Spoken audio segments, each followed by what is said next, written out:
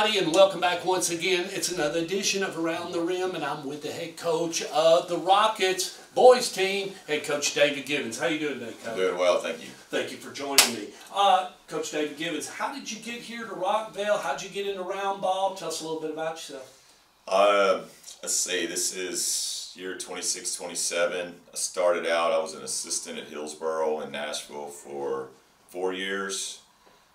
Then I went from there to Antioch Middle, where I was a freshman coach for a year. It was actually the year they went to state tournament, and then Mario Moore. Who was on that team? Mario Moore was a junior that year. And then where did he go on to play? Went played at Vanderbilt. Okay. And so we got put out the state tournament by Lebanon, actually. Then I was the middle school coach at the Antioch Middle for 6 years. Then I went to Buchanan in Rutherford County, or Buchanan as they called it when I was there. I was Kyle Turnham's assistant coach for a year, and in the last 2 years I was the coach there at Buchanan. Then I went back to Nashville. I was at Hume-Fogg, right there on Broadway, oldest public school in the state. I was there for 10, and then came here. So what made you come out here? I mean, you've been a lot in Metro. What drew you out to this area? We've actually always lived in Rutherford County. Okay.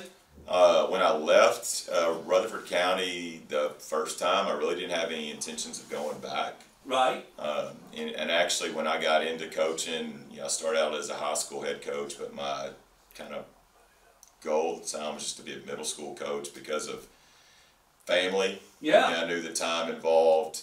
My kids were young. I mean, obviously, there's a lot of time being a middle school coach, but the time commitment's not what it is as a high school coach. Definitely. Less games, it's just less travel, less everything. I mean, off-season stuff is not, as the demands there.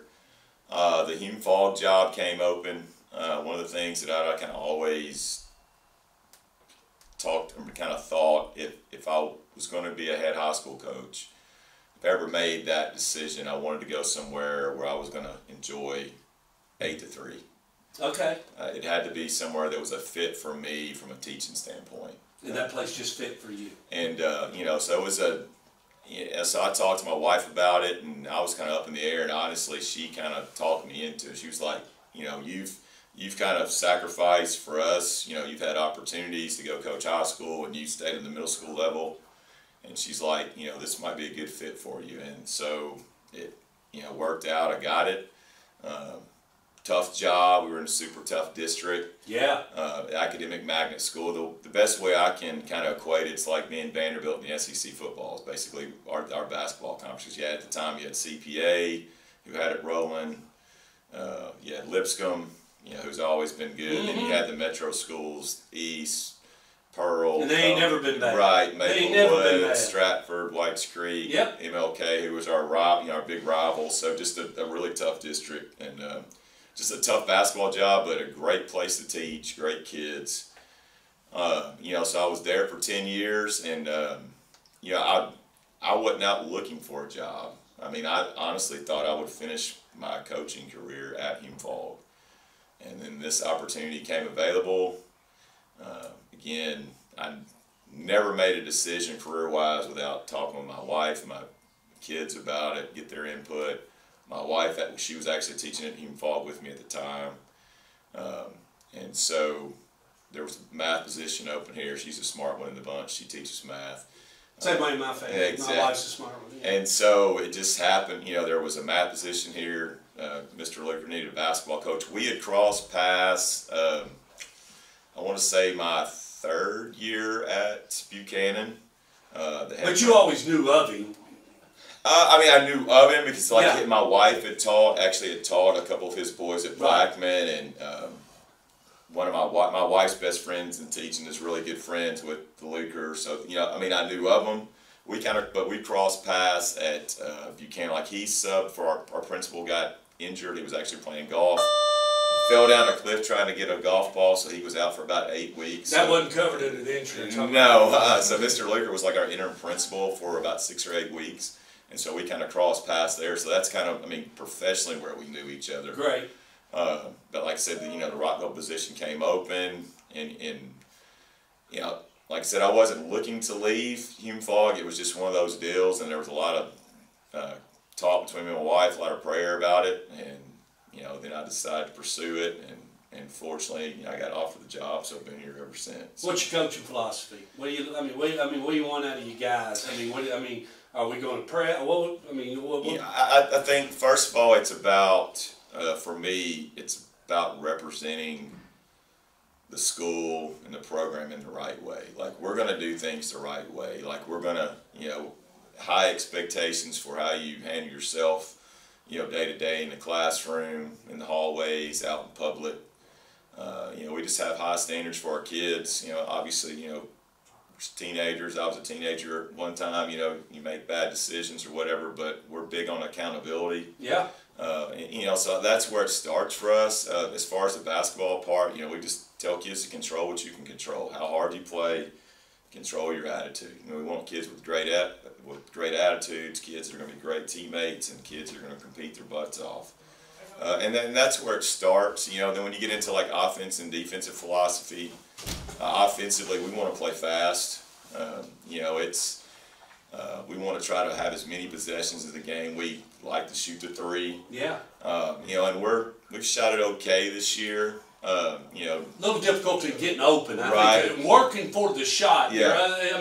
The shooter may be there, but it seems like at times the teammates don't recognize, right, I've got to get my best player in the position to let him fire it off. And a lot of that with our team this year is just youth. Yeah. We're just, because of the youth, and we started. No playing time. They don't know where to be in the game. We started last night. We started 3 freshmen. So, and I tell people we've taken 3 years to get young again.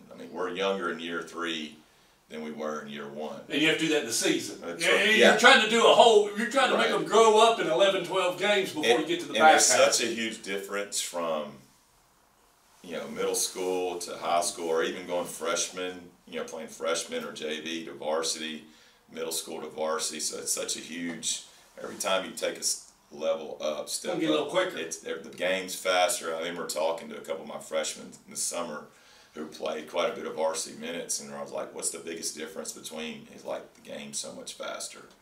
And so, we've kind of, we had an adjustment period in the summer. We lost 3 seniors, 2 of which started. And you can tell that. You can tell that you're lacking, and not being mean to the younger guys. Yeah. You're just lacking experience, leadership on the floor that knows how to get them together and say, all right, let's settle down a little bit and play ball. Right. Yeah, so we lost 3 seniors, one was the best shooter in the county. Jacob Beasley, Kareem Sharif was a great athlete on the wing that just did everything for us. And we had Ja'Kai Brooks, who came off the bench, was just a solid kid off the bench, kind of our 6th guy. Didn't have a lot of depth last year. So then our best returning player transferred to another school in the county, was our point guard, and we're a very point guard dominant offense. Got to have point guard. And so we spent all summer trying to figure that out. All right, who's going to be our point guard? And maybe you really, right now, you don't have a point guard. You're still looking for that guy. We're getting there. We're making progress. So like right now, our point guards are 1 and 2 point guards, and that, who's starting, who's the backup, changes from week to week, game to game, but they're both freshmen. Yeah. And we've had some adversity during the season. Our Nate Barnhart, who started for us last year, played a ton as a freshman also. One of our, we had 9 seniors when the season started. 9 juniors when the season started. Played his best game of the year at Antioch, and then next day in practice, rolls his ankle, tears 2 ligaments, has to have surgery, boom, done for the season. We don't have a lot of size to begin with. He was 6'4", our biggest post player. So now and knew how to rebound, knew how to get you the ball. Yeah. So now we're playing a 5'11", 5-man and a 5'9" freshman at the 5. So, and it's funny because we spent the first part of the season a lot of time talking about adversity and just dealing with adversity. And in a basketball season, there's going to be adversity. It's part of it, whether it's a bad call, whether it's you're not making shots, whether you're not playing as much as you want to play, whether it's stuff off the court. And, this team has had to deal with a lot of adversity. Yeah, that's how injuries and, obviously we had guys sick and, which everybody's dealing with that. We had 3 guys decide to leave the team mid-season, and that was an adjustment, but to our kids' credit, they keep showing up, they keep working, they keep competing, and we're getting better. And you know, it's small increments. It doesn't happen as fast as you know any of us want it to, whether it be coaches or players. But I really like this group of kids, and they do a great job. Most importantly, they do a great job representing our school.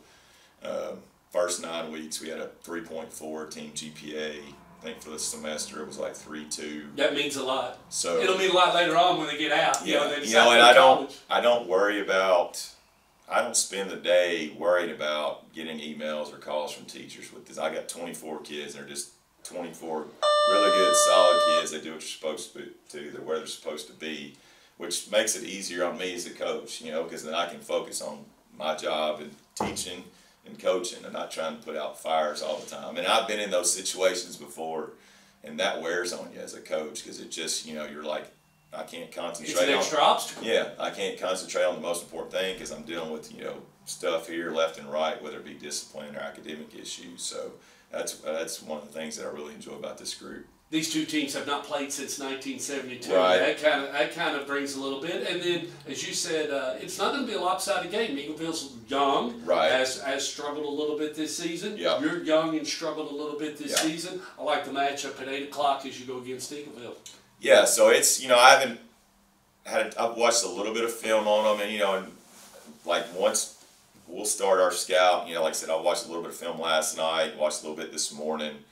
But again, they're kind of dealing, like I said, the same issues we are. They're, you know, they've been really strong the last couple of years. Don't really have a big shooter on Right. the team that can kill you. You yeah. know, They and don't have the McLaren kid who No. could make it basically one step across half court a couple years ago. So, but they've got, like I said, I watched a little bit of film last night when I got home. Watched a little bit this morning. They've got some young kids that, you know, have got some ability. They got some length.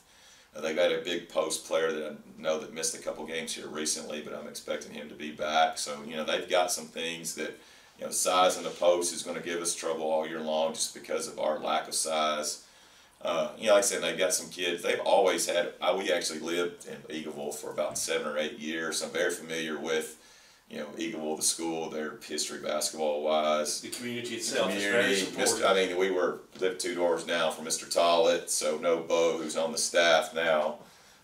You know, they've always had, I mean, their basketball tradition is really good. They've always had good basketball teams, good players, kids that are skilled, kids that can shoot, basically a bunch of gym rats, kids that, you know, just live in the gym. So, like I said, it's, you know, first time in how many years did you say that? 1972. Yeah. I was 5 years old. Yeah. Kaboom and the Banana Splits cartoon was the biggest thing going on in my world. There you go.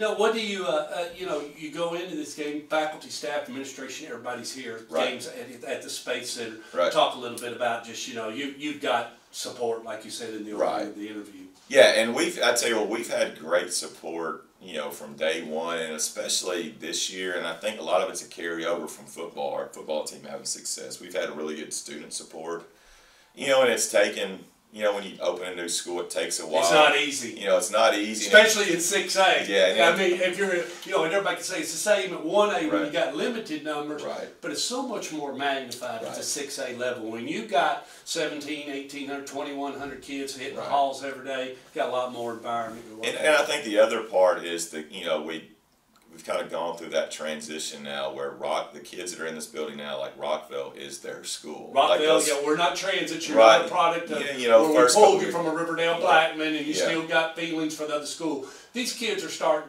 they're Rockville coming in. They came over from the middle Right. school, walked across the street. Yeah, and so I think that's helped. I mean, I think of the atmosphere Saturday, you know, should be a great one.